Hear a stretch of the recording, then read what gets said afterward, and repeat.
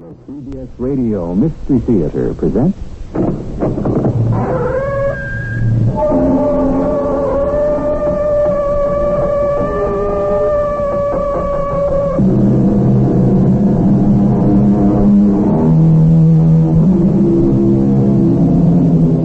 in. Welcome. I'm E.G. Marshall. Remember the jingle? The world is so full of a number of things, I'm sure we should all be as happy as kings. Not so long ago, to be a king was to be everything a man could aspire to. However, these days, the whole business seems to turn sour. Royalty certainly isn't doing too well, is it? When am I to be killed? That has not been decided. You mean Goral hasn't made the decision? Goral does not make the decisions. Really? I had the notion that he was the boss. We have no bosses here. No? Who gives the orders? We all decide. All of us are equal. Yes, I'm sure of that. But, as the man said, some folks are more equal than others.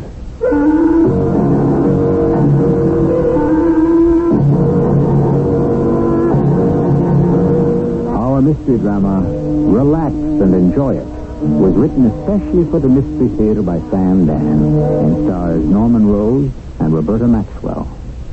It is sponsored in part by ARM, Allergy Relief Medicine. I'll be back shortly with Act One.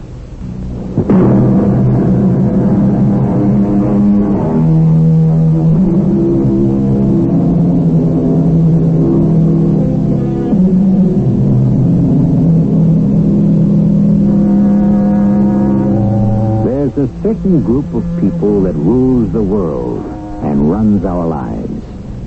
It's a mysterious conglomeration known as they. They make all the decisions. They form our opinions and mold our tastes. And how does one become a they? Is one elected? Appointed? Or does one just wake up one morning and discover that one has somehow achieved theyhood, if I may coin the term? At any rate, we have here the story of a man who is very definitely a they. It is one of those crisp, clear, crackling autumn mornings in New York City. As the sleek, expensive-looking limousine pulls up to the curb, Mr. Curtis Alexander Arnold steps forward from the doorway of the luxury high-rise apartment building. With a bow and a salute, the doorman ushers him into the car. Good morning, Crandall. Good morning, sir. You're not Crandall. No, sir. Where's Crandall? He's ill, sir. What's the matter with him? I don't know. Well, who are you? Smith, sir. Smith? Mr. O'Boyle hired me last week. To do what? Handyman on the Long Island estate. Handyman? Yes, sir. And relief chauffeur and so on. You have the diction of a man who's been to college. I have a master's degree in economics from Harvard University. And you settled for a job as a handyman chauffeur? One must begin somewhere. You don't sound like an American. Were you born here? No, sir. Now that I listen, that's an unusual accent. Yes, sir. Why'd you turn here? Smith? Smith, I'm talking to you. This is not the way to Wall Street. Why are we stopping? Move over. Young woman, who do you think you are? Do as she says. I'll open my purse. Look. That's a gun. Yes. I shall hold the gun, but it shall be hidden by my purse. If you give me any trouble, I can fire through the purse and kill you. Is this a robbery? Move over. Move all the way over to the other door. Yes. Good. Excellent. Close the door, Marla. Am I to assume this is a kidnapping? Obviously, your name isn't Smith. And you weren't hired by Frank O'Boyle. What have you done with Crandall? Paul Crandall has a wife and 3 children. I hope you haven't... You hope we haven't what? hurt him in any way. Listen to this one, Caro. Swollen fat with the loot he has sweated from the poor. And he weeps his crocodile tears for one of his miserable lackeys. Your precious Crandall will recover and resume his role as henchman and agent provocateur. He's only a chauffeur. Drive slowly, Carl. I know. Do you wish to get us stopped for breaking the speed law? I am not accustomed to such a machine. So it responds like a living thing. For what it costs, 50 families in our village could live for 5 years. Have you no shame, you heartless dog? Are you talking to me? Your day of reckoning has arrived. A red light, Carl, next corner. I see it. Do you see the policeman in the middle of the street? Yes, I see him, Marla. And do you also see him? I am speaking to you. Exploiter. I will thank you to use common, everyday courtesy, young woman. I know what is going through your devious, scheming brain at this very moment. We shall stop for the light and be no more than 5 feet from this minion of the law. You plan to call for help? I advise against it. Consider. His gun is snug in its holster. Mine is ready for instant use. The very moment you open your mouth, I can shoot you both. Make sure the gun is well hidden in the purse, Marla. Please attend to your driving, Carl. It's a task that requires all your concentration.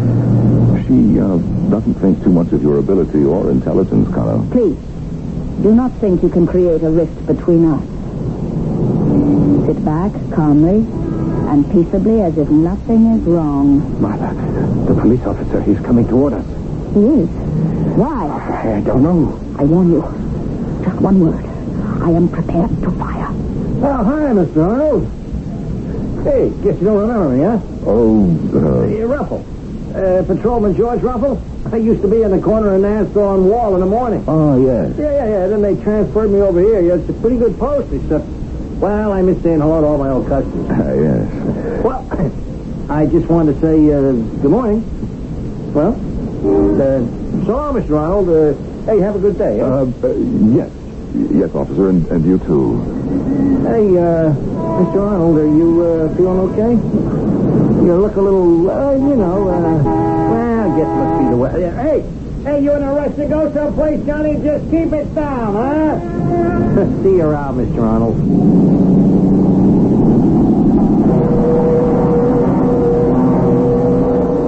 Here is a special news bulletin. Curtis Alexander Arnold, president of Arnold Industries, was kidnapped at 8 o'clock this morning on his way to his office. These are the only details we have at the moment.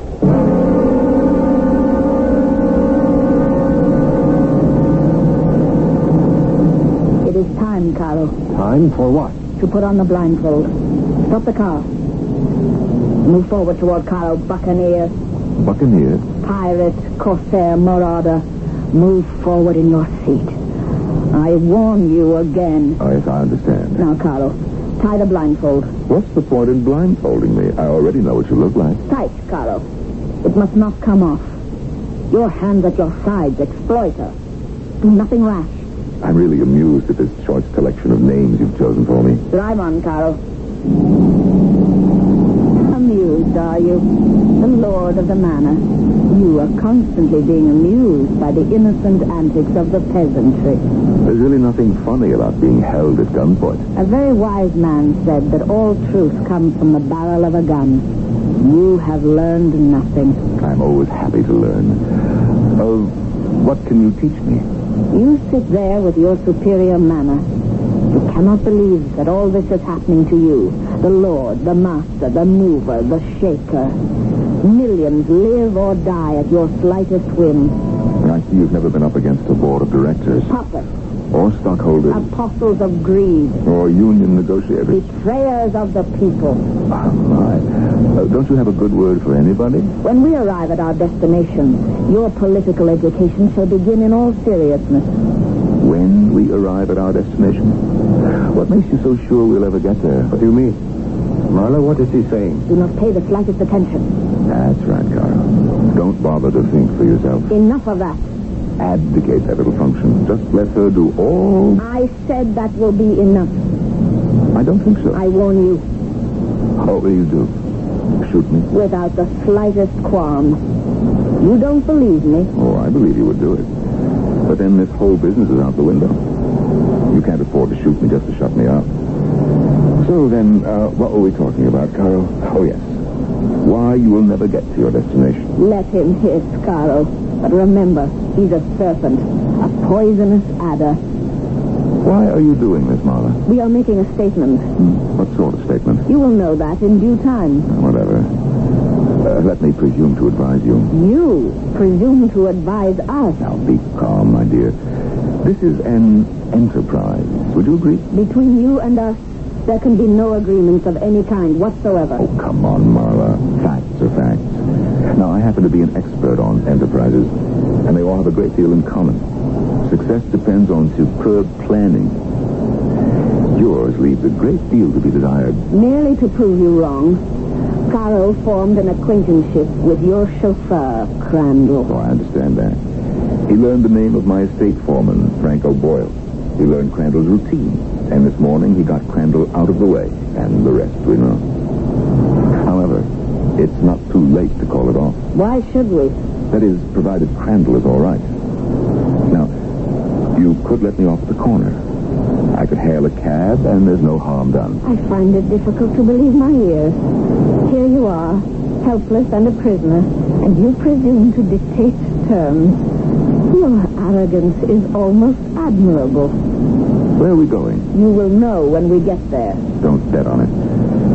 Don't bet on getting there, either. Your plan is starting to sag in the middle. What do you mean by the middle? Do not encourage this conversation, Carl. He is attempting to corrupt your resolve.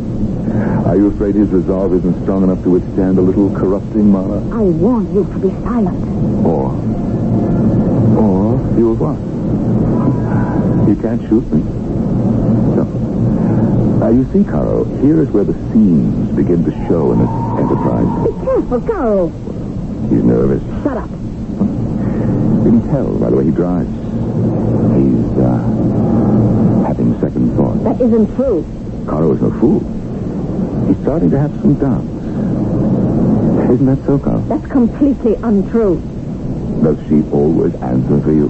Tell him what kind of man you are. Well, go ahead. She's just given you permission to speak. Where do I turn south, Marla? You know perfectly well. Just beyond the third intersection. Well, what's the matter, Cara? How could you forget? Surely you've rehearsed this trip. You should know every inch of the route. He does. But he's nervous, Marla. He's also scared. Carl is afraid of nothing. The enormity of this thing is starting to make itself felt. Now, I don't know what your plan is, but I do know this. You've been out on the street too long. What do you mean? Carl. What's a legitimate question? Don't speak to him. Say nothing. All I'm saying is you've been out on the street too long. I'm already 10 minutes late for my office. How long before they discover Crandall's body? We did no harm to him. Carl. Yes, but you did have to quiet him somehow. You admit that. For how long will he be out of the picture? Is he in a position to call the police? Even now. You are not clever enough, Mr. Despoiler of the people. You know, you call me names because you're frightened. You have a great deal to be frightened of, too. Right now, every police officer in the city has a description of this car. Drive faster, Carl. But if I go faster, I shall attract attention. We do seem to be impaled on the horns of a dilemma, don't we? It was Goral who chose the place. Do not mention names. I knew he couldn't be trusted. Maybe he intends to betray you. Maybe he's alerted the police. The fact is, Goral did pick a faraway place, Marla. Why did you trust his judgment? You know, maybe, just maybe she's still in love with him. I am not. How did you know? You mean it's true? Is it true, Marla? You said you loved me. I do. It's over between Goral and me. Or are you using me to do this dangerous, dirty work? What do you think, Cara? Shut up. The police. Oh, I will not be taken alive. How does that sit with you, Cara? Do you want to die, or do you want me to get you out of it? How can you get me out of it? Don't listen to him, Carl. Now you shut up, Marla.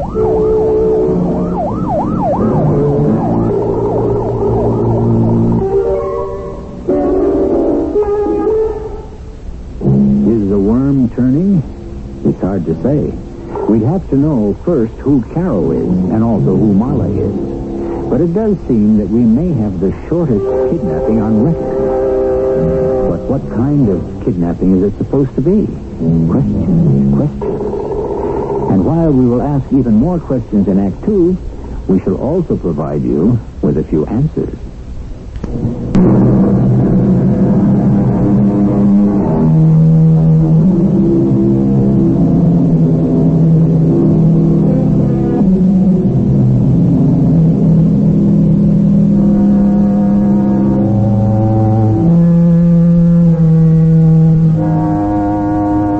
In a famous classic play, one of the characters says to another, "Even if you persuade me, you won't persuade me."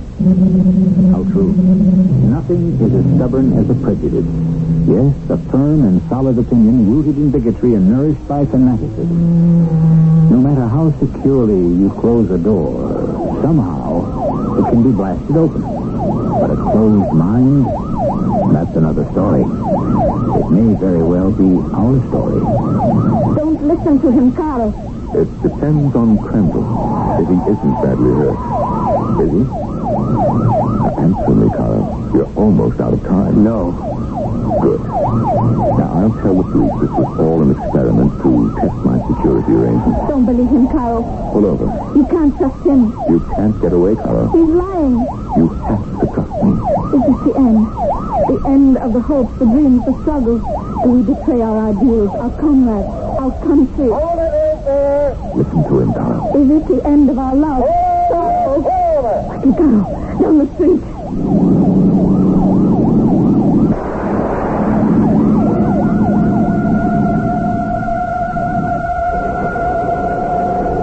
Here is the latest news bulletin on the Arnold kidnapping. Mr. Curtis Alexander Arnold was within a hair's breadth of rescue when his car was recognized by the police just minutes ago. However, the kidnappers recklessly stormed through a one-way street and managed to avoid capture. They have been positively identified as a man and a woman, both young, slender, dark-haired.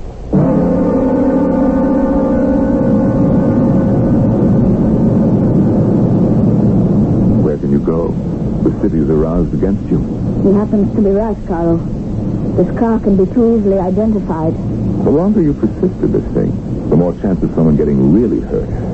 Then it'll be too late. Over to the curb, Carl. Quickly. Now, Carl. See? What is it? That car. The sedan in front of us. The woman has just left it. She did not take her keys. We'll change cars. It won't help. Go ahead, Carl. Get behind the wheel. Very quickly, Carl. She's gone into that store. Now, you pillager. That's a new one. Open your door. Step outside. And beware. I can and will shoot you without blinking an eye. Do you believe me? I'd be a fool not to believe you. I could do it as easily as stepping on an ant. Yes, I get the idea. Out. Stay close to me. Hurry, Marla, hurry. The public is asked to be on the lookout for a gray Reardon four-door sedan. The kidnappers of Curtis Alexander Arnold have abandoned the limousine and transferred themselves and their prisoner into this car, which was stolen from a Mrs. Beulah Bernoulli as she double-parked briefly.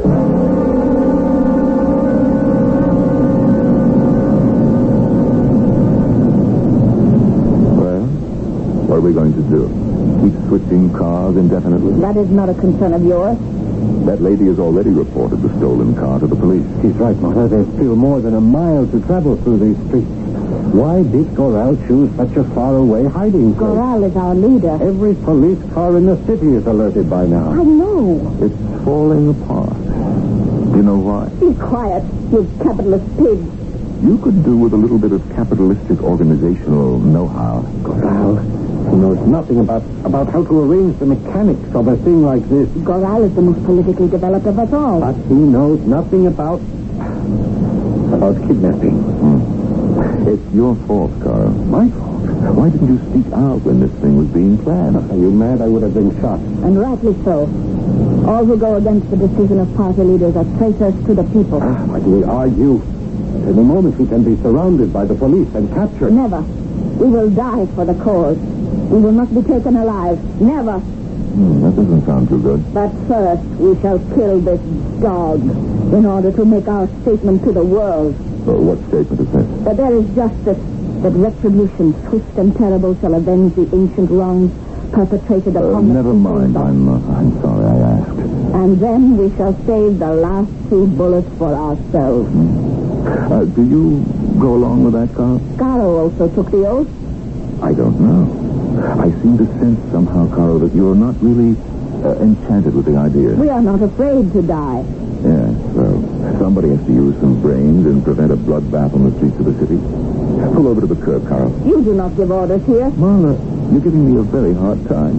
Keep it up and I'll wash my hands of the whole business. You want me to get past that police barricade? What police barricade? 2 blocks ahead, Marla. Police car. Ease over to the curb, Carl. What are you going to do, Caro? What would you advise him to do? Your only chance to make it now to wherever you hope to go is to try to get there on foot. He's right, Marla. Why is he telling us to do this? Obviously, I don't want to get killed in a shootout. You are playing a game. A devious, desperate, treacherous game. You have an ulterior motive. Perhaps I have. See, the pig admits it. I happen to be a man of unsurpassed vanity. I'm amused by the fact that even though you are kidnapping me, you'll have to fail unless I choose to rescue you. Writhing desperately in its death struggle, capitalism still seeks to pervert, corrupt, delay, yes, even to poison the efforts of the toiler. What is the point in making these fine, bold revolutionary manifestos? Nobody's around to write them down and preserve them for posterity. Here is my plan, Caro. The 3 of us shall leave the car and proceed on foot. Your plan? You will walk between us.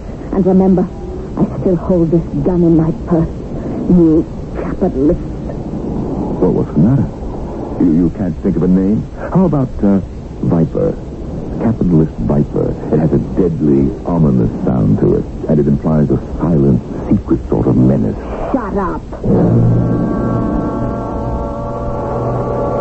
Once again, the kidnappers of Curtis Alexander Arnold have eluded the police. The stolen car has been abandoned less than 2 blocks from a barricade.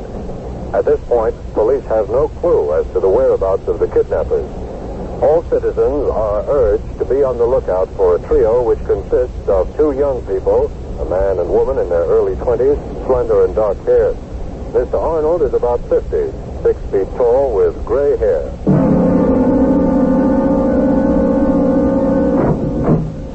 Step inside. Where have you been? We had trouble going through the streets, Caro. For what reason, Caro? You're supposed to be an excellent driver. When you laid out the plan, you didn't consider heavy traffic and delays and tie-ups. Are you questioning my judgment? At any rate, we have succeeded in our objective, which is the main point. So, they have captured the swine. Tie him to the chair. I see we have another phrase maker in our midst. So, you are the capitalist Curtis Alexander Arnold. As far as I know, unless there's another one. Do you know why you're here? You are Gorau. I am Comrade Gorau. Oh, come on, who are you kidding? People like you don't have comrades. For that matter, neither do people like me. Do you want to send the children outside while we talk business? I'll have you know we are equals. All right. You can stay here. We ask for $10 million. Well, it never hurts to ask. We represent the People's Revolutionary Movement of Latvia. I beg your pardon? Latvia, it's on the eastern coast Yes, of... I know where it is. And you should.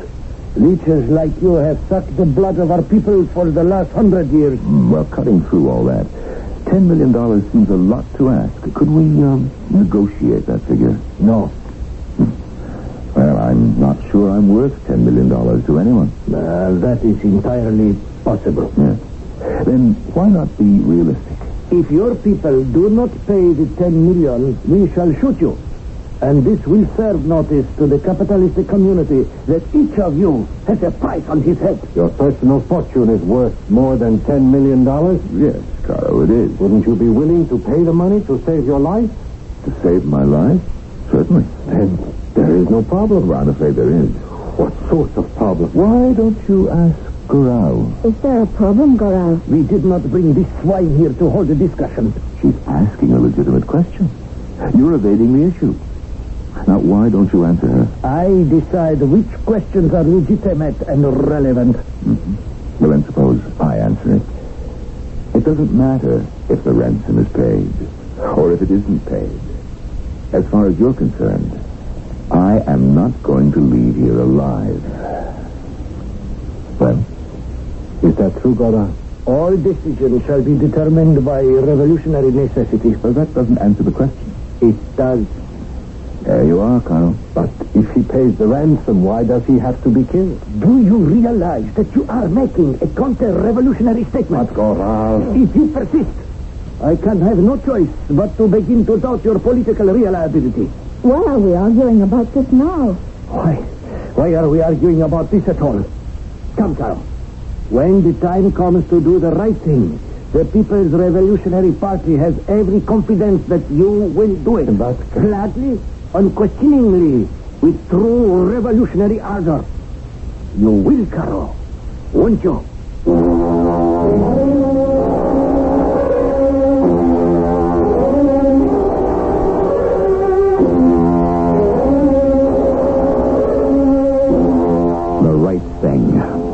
Doesn't each of us define right and wrong? Hasn't each of us a set of guidelines, a moral code? Of course. And isn't that why we have so many problems in this world? And that's why we're also going to have so much trouble in the third act.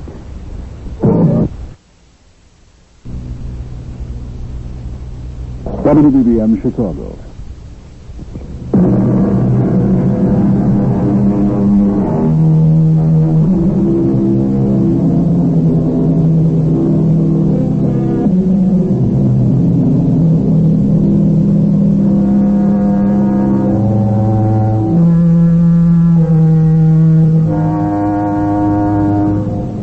Hath a wife and children, hath given hostages to fortune. Or so said Mr. Bacon. But doesn't it go even deeper? Isn't each and every one of us a hostage to an unpredictable fate or some random chance? Who can predict what awaits us just beyond the horizon? You will follow the orders of the People's Revolutionary Party, Carl. Of course he will. Now, just a minute, Marla. Yes? We said there wouldn't be any violence. When did we say that? At the meeting. Who made that statement? Well, I don't remember exactly who, but what seems to me that is what we imply. Oh, my dear boy. Don't use that patronizing tone. I'm as old as you are, and I was in the movement before you were. Why do we have to have this argument now? Besides, you have already done violence, Carl. Me? Yeah. When? The chauffeur Crandall. What about him? You killed him. Who says I killed him? Well, how did you get the uniform and the key to the car? I didn't have to kill him to do that. You mean you didn't kill him? Of course I didn't kill him. But you were supposed to kill him. Nobody ordered me to. Did there have to be an order? It was understood. Now the men can identify you. You have begun badly. And you are going to obey the orders of the party completely without reservation. Of course he will. We shall arrange for the ransom. And when I come back here, this pig must be killed. You must understand, Caro. You are with the people or against them. There is no middle ground.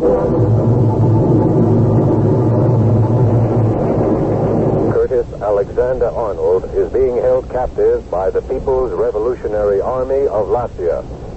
Little is known of the country or the people because of its remote location.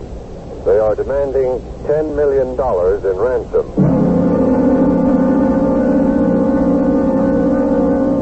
How are we doing, Carol? Do not speak with him. He's afraid I'll subvert you. Corral is angry enough as it is. Corral. How did he get to be head honcho anyhow? All of us are equal in the movement. Yes, I know. But recall what George Orwell said about folks like you. Some are more equal than others. No. I don't like Corral. Neither do I. What are you doing, Carlo? How can you engage in this type of conversation? You know, I don't trust Corral. We will have to gag him. Why? To stop the flow of these absurd obscenities. Well, what did I say? All I said was I don't trust Goral. You don't know Goral. That's where you're wrong. I know hundreds of Gorals. I hire, I fire, I use the Gorals of this world whenever I need them. You're out of your mind. My dear, anybody who runs a business needs a hatchet man. What is that hatchet man? A man who runs things is constantly being faced with the necessity of announcing something that happens to be bad news for somebody. You hate to do it yourself, so you hire somebody to do it for you. A hatchet man. Yes, you've got the whole thing. You know, it isn't easy to be a good hatchet man. Actually, I think they have to be born. You have to love the idea of the thing. You know what I mean? Yes, I think so. Hatchet men are skilled at figuring out particularly nasty and painful ways of doing their job. Which is why you have to put up with them. Why? Because they make themselves so thoroughly hated personally that everyone forgets that they're only carrying out your orders. This nasty capitalist cynicism. Now, let's get down to cases. Carl, are you going to shoot me? We will do what is dictated by the people's necessity. And who determines the people's necessity? The people. And how many people are there in Lacia? 5 million. Oh. And all 5 million of them have made this decision to have me killed? We have made the decision for them. Oh. Well, how could you do that? Because we represent the people. Oh. Well, what you're saying is the people of Lacia elected you and empowered you to arrive at decisions of various kinds. The people of Lacia do not have the right to vote. Oh. I see. However, if there were a free election, the overwhelming majority would vote for us. What makes you so sure? Isn't it obvious? To vote against the People's Revolutionary Army would be against the interests of the people. Do you also buy this nonsense, Carl? How dare you describe this as nonsense? He's as wily as a serpent, which explains how he became one of the richest men in the world. Oh, no, really. I am one of the poorest. Don't take us for fools. I know you have contempt for humanity, but give us credit for a little bit of intelligence. I give you credit for a great deal, Marla. You see, I have very little. You have hundreds of millions of dollars. You control billions more. That's true. No, that may be true. Then how can you say you have very little? I have no children. I had a boy once and a girl. Today they would have been as old as you are, but they died in an accident. Do you expect us to have sympathy for a man like you? I have no wife. You lie. Her pictures are constantly in the newspapers. We see very little of each other. Yes, go on. Really? I wonder why I'm telling you this. Because you think to distract us. Perhaps to arouse our sympathy. And maybe you could if you hadn't caused so much misery and suffering for others in this world.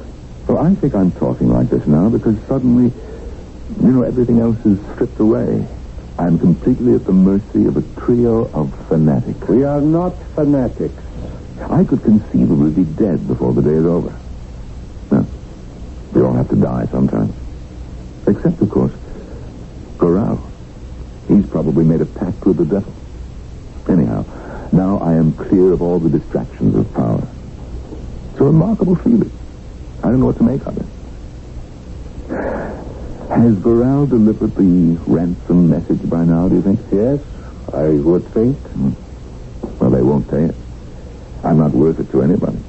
Even if they believed you would return me alive, they wouldn't pay it. Why do you say that? Because every one of us is expendable, Carol. When you fall from power, you cease to exist. My wife and I no longer love each other. Oh, a great deal of that's my fault, but she isn't going to move heaven on earth to get me freed. As far as my company's concerned, I'm only an elected officer. You have no idea how many people want my job and believe they could be better at it. But Carl, I am the prisoner of my own image. I don't understand. I'm known as a hard charger. Yes. A two-fisted, no-nonsense gut fighter who goes for the jugular. And so? And so what? They would say, Kurt Arnold would never stand for it. Tell them all to go to hell. Don't pay these punks. Don't hold still for blackmail. Well, which one of you is going to knock me off? Goral ordered you to do it, but, Marla has the gun. Goral did not order this. He didn't? Well, it sounded pretty much like an order to me.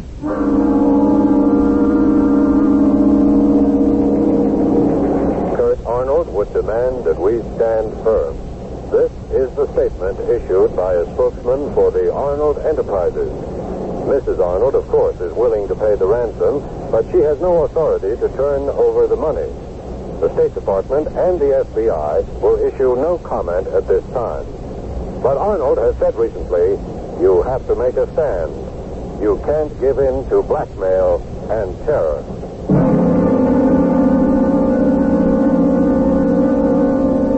What can be keeping Goral? What do you suppose? He's up to some mischief or other.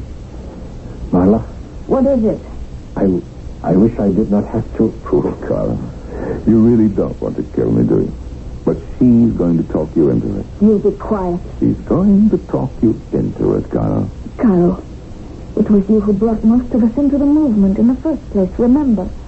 You saw the evil in the system long before anyone else. Isn't that true? Is it, Carl? The discoverer, the inventor, always gets cheated, displaced. Someone else always takes over and gets the glory. You were the one who taught us the concept of the people's necessity. All right, Goral says it now, but those words were yours originally. You know, I think she's getting to you, Carl. The end, Carl. Keep the end in sight. We must erase the exploiters from the earth. Then, and only then, can there be true freedom, real liberty. You said all that. She's got you there. The new world. Any world can only be born in turbulence and agony.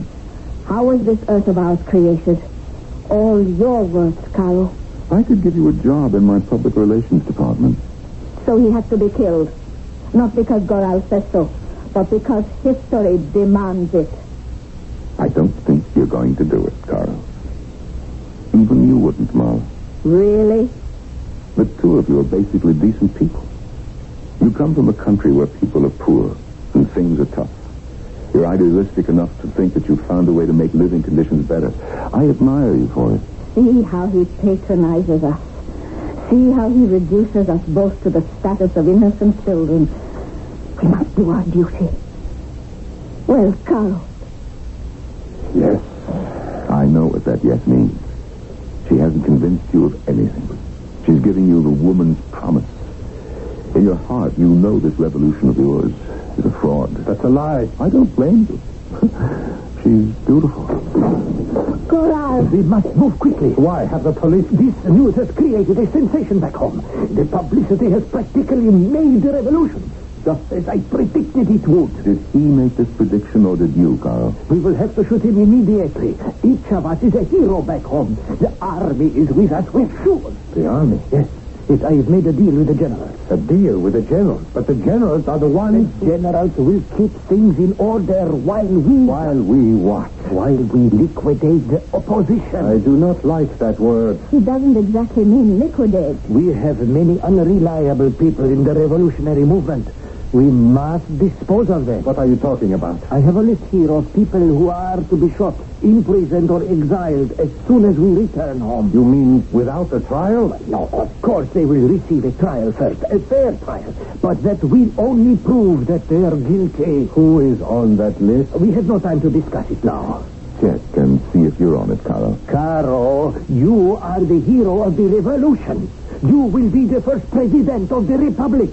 Now, Caro, shoot him. Now? Now. If you won't, I will. First me and then you, Carl. You have neither the courage nor the conviction to be a revolutionist. Very well. Carl? Goral, put away that gun. You cannot stop me. I know my duty. And I know mine.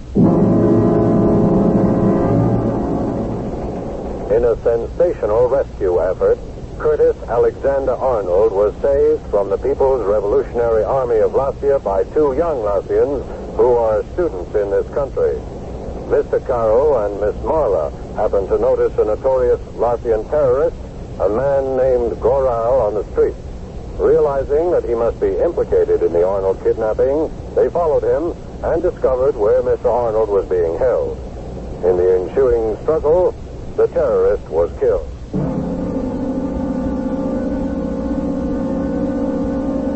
What are we to do, Carl? We cannot go home. But you are home. Both of you. I think my wife really needs some young people around the house. You mean we will live in your house? I think it's a good idea to adopt an orphan or two. You are saying we will live with you? Well, I'm hoping you'll give it some thought. But we are revolutionists. Yes. How could we possibly live in the home of a capitalist? In the lap of luxury? With limousines. And servants? Yes. How could we ever possibly learn how to do that? How? It's really very simple. Just relax and enjoy it.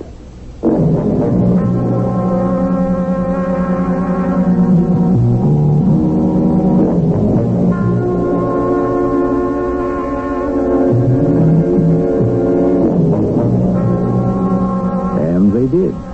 After all, is it so difficult? Some of us have so much, and some of us have so little. Yet, in certain special and very vital areas, the very rich can be poorer than the very poor, and the very poor can be richer than the very rich. Whichever condition describes you. I will return shortly.